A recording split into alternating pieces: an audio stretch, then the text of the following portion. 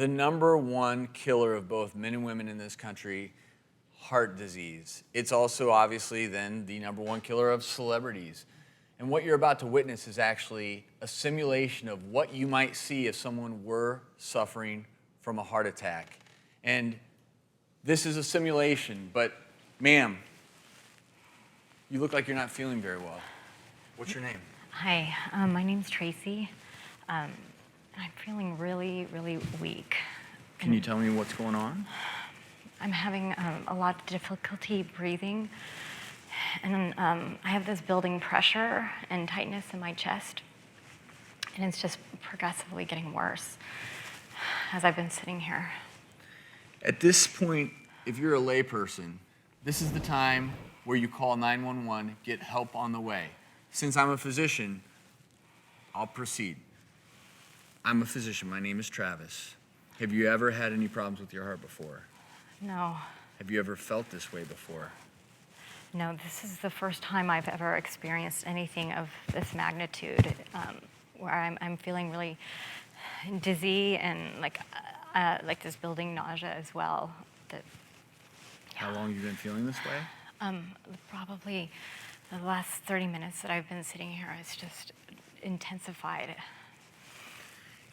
And depending upon my situation as a physician, depending upon the environment that I'm in, but this even happens to me sometimes in the emergency department.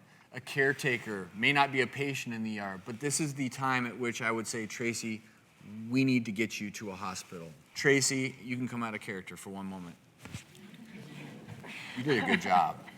You did a really good job. Very effective. But I want to highlight a couple of things. So when you look at Tracy, I, as a trained physician, can look at her and instantly I'm thinking she could be having a heart attack. Telltale signs, chest pressure, tightness, shortness of breath. I can see the sweat. You may be able to see that at home as well.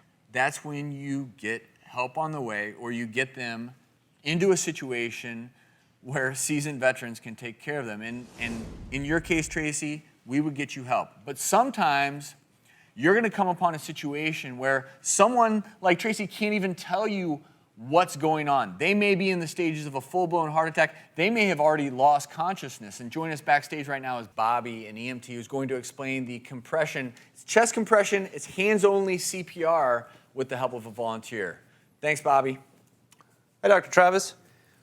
When it comes to hands-only CPR, when you see an adult or a teenager that has just fallen to the ground, the best thing to do is call 911 immediately, get your hands on the chest, and keep compressing until 911 shows up or the person starts moving. Who in this audience doesn't think that they would be capable of doing what you're seeing our volunteer do right there? It's okay, you can raise your hand. And a few people, and that's okay. But for the majority of people who look at that and think, you know what, if the time were to come, I could do that. What we found is that with hands-only chest compression, where there's no rescue breathing, you're trying to give them compressions at about 100 compressions per minute. And all you're trying to do is keep blood flowing until help arrives. And we've learned that your blood does not deoxygenate so very quickly that the compressions don't do their job. Because if you can just do that for 5-6 minutes while help is on the way, what you're doing is you're sending oxygen to that person's brain. That's why if you do chest compression only CPR, if the patient survives, they are much more likely to have intact brain functioning. And that's, of course, the main goal in all this. Not just survival, but intact survival. Thank you so much, Bobby. No problem.